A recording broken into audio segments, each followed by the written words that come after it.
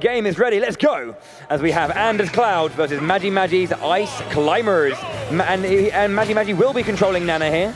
Obviously the correct choice. Good old Nana. There comes the cross flash, nice 19% to open up, strong percentage damage, but gets the grab.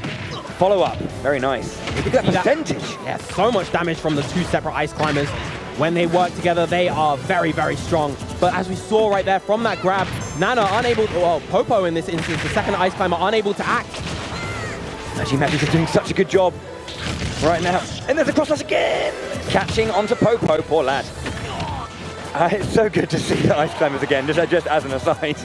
Oh man, bless them. And it is landing there and separating the two. That's the most important thing to do against the Ice Climbers. Separate one from the other, and they are a much weaker team. Excellent, perfect shield coming out from Magi. Really, really nice, especially against the move like cross slash where you can reactively employ the perfect shield. There's the air dodge back, just kind of keep himself safe. He does still have a jump. Goes underneath, gets the hit on the rising Clim Hazard. And now limit for Cloud almost full. There we go. Very nice using, that's a very good, to use the Blade Beam instead, just to kind of just knock back, to be safe, but there's the up smash.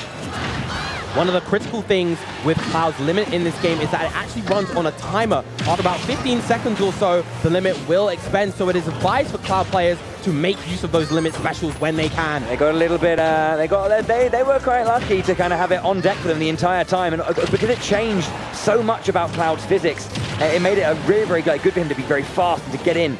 But that's no longer the case. Oh, and Popo is gone for Magi. He's going to have to work with the solo Nano now. Sonar. Sonar. No Sopo here. No, just Sonar. So he's got the Smash Ball on and the limit on deck. Omni Slash. Not landing its mark. I think maybe just used it. Drop shield as well at the end of that limit. Blade Beam to get knocked away, but it wasn't enough to take that stock. The dash attack will be though, 2-2. In comes Popo once again. Ice Climbers damage output fully maximized this time. And that new up air, what a good move. So good at juggling, it seems, between these two characters. Oh, excellent stuff. All those tricks coming out from the using the fact that sometimes the AI-controlled Ice Climber can just kind of stand around, so you can use them as your own juggling tool if you want. Yeah, the desync between the two Ice Climbers is still present and as strong as ever. Being able to control the two individually, definitely going to be key to succeeding.